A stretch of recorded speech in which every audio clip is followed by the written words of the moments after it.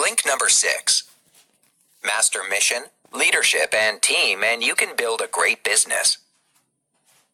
Did you know that Bill Gates didn't invent the software that made him the world's richest man? He merely bought it from a group of programmers.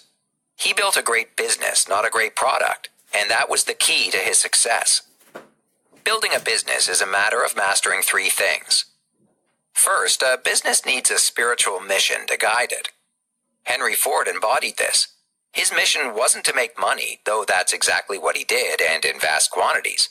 Ford's mission was to bring the car to the masses and democratize the automobile. He pursued this mission relentlessly, and the riches followed. Finding a guiding spiritual mission, one that aligns with your financial goals, will help keep you on the right track. Second, every leader needs a team. Maybe you're an accountant, an insurer, or a lawyer. But you are unlikely to be all 3, and all are important if you want a successful business. A common factor among rich business leaders is the knowledge that money spent on their team is an investment, one that will almost certainly make them richer. Third, every team needs a leader. Anyone who, like the author, served in the military knows that troops won't follow a poor leader. Leadership is a skill unto itself. It's not simply about being the best. Rather, it's about bringing out the best in other people. How can you acquire leadership skills? One great way is to volunteer.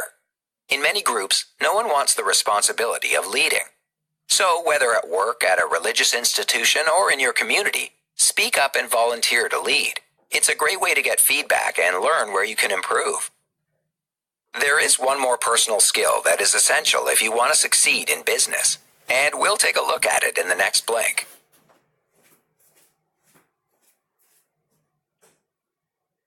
Blink number 7. Every successful entrepreneur can communicate and sell.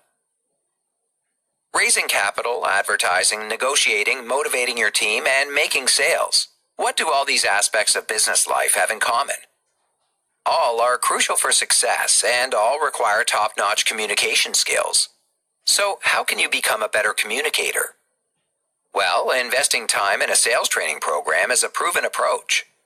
Good places to look are network marketing organizations, as they often have great programs. Joining and sticking with one for at least 5 years can work wonders. Shy people, scared of failure, come out the other end with the 2 key skills of a salesperson: the ability to communicate the value of a product with ease, and fearlessness in the face of rejection. Master these 2 qualities and you will likely be a powerful communicator. This trait will shine through, not just when you're selling your product or service, but when you have to deal with an investor, negotiate better terms, or rouse your team. If you're serious about being a top communicator, don't just think about your words. Your physical appearance is just as, if not more, important. Studies of public speakers show that 55% of their impact comes from body language, 35% from how they speak, and just 10% from their words. If you think about the business leaders you know, they probably all look the part, right? And this can go a long way indeed. A banking friend of the author once told him that his bank had just brought in a new president because of his appearance. The new appointee simply looked and spoke like the president of a bank should. The board would run the bank, but the president's outward appearance would generate new customers. Learning to communicate and look the part will pay off in lots of ways. Just like improving your financial literacy, it's an investment worth making. Blink number 8. Once you've mastered business, you can become a sophisticated investor. So you've started a business and it's going well. Now it's time to use the income and the experience you've accumulated and take things to the next level. It's time to become a sophisticated investor. As a sophisticated investor, you'll take more control over management, corporate structure, investment decision-making, and taxes. The result? Maximized returns. Let's look at a restaurant owned by Bill and Jane, 2 hard-working Americans. They operate as a sole proprietorship, which means that they have one income source. They pay normal, personal income tax, and they are liable if anything goes wrong, like a sick customer filing a lawsuit. All their eggs are in one basket. No disrespect to Bill and Jane, but the sophisticated investor knows better. He would have 2 corporations. Bill would own the restaurant itself, and Jane would own the building it's in. This way, risk is spread. If a customer falls sick and sues the restaurant, the real estate is legally separate and protected. Meanwhile, under this corporate structure, expenses like health insurance and legal fees are allocated as business expenses and paid pre-tax. Tax itself is paid at lower corporate rates. Less risk, less tax, more financial return. Whatever you want to invest in, as a sophisticated investor, you know how to make your money work for you. An average person's plan for retirement might consist of squirreling away $15,000 a year in a 401k plan and hoping for an 8% return. The sophisticated investor is more likely to invest in real estate, some stocks and shares, and a business venture. With the experience brought by building a business and by investing in his financial literacy and education, he can make the investment decisions of the rich, spotting the best opportunities, understanding what's really risky and what isn't.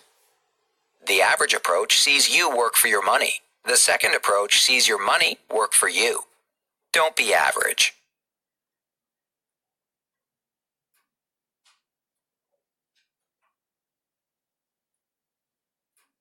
You've just heard our links to Rich Dad's Guide to Investing by Robert T. Kiyosaki. The key message of this book is that if you want to be rich, you must think and act like a rich investor does. That means focusing on building a business and investing in assets, not focusing on employment and savings. In doing so, you can build and control an investment portfolio that generates income and grows your wealth. So, how can you apply the concepts of these things to your own life? Why not decide whether you want to be secure, comfortable, or rich?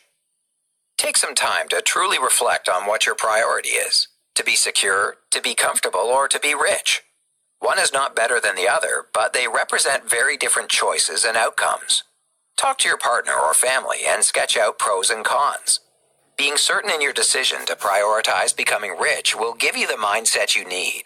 You'll find yourself shifting from saying, "I can't afford that," to "How can I afford that?"